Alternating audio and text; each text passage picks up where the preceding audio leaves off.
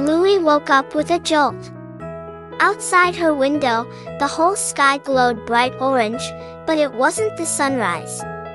Something strange was happening, and she felt her chest tighten with both fear and excitement.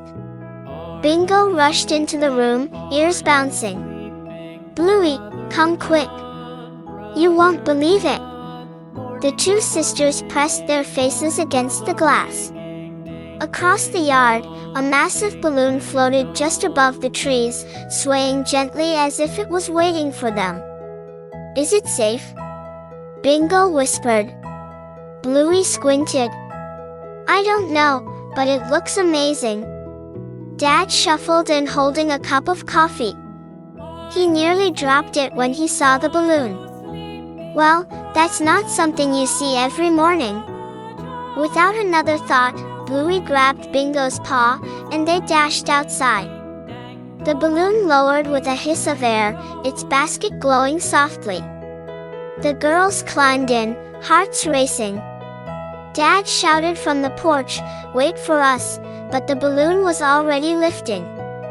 The world below grew smaller as the balloon carried them high above the trees. Bluey's stomach flipped with nerves, but she couldn't stop smiling. "We're flying!" Bingo squealed, gripping the edge of the basket.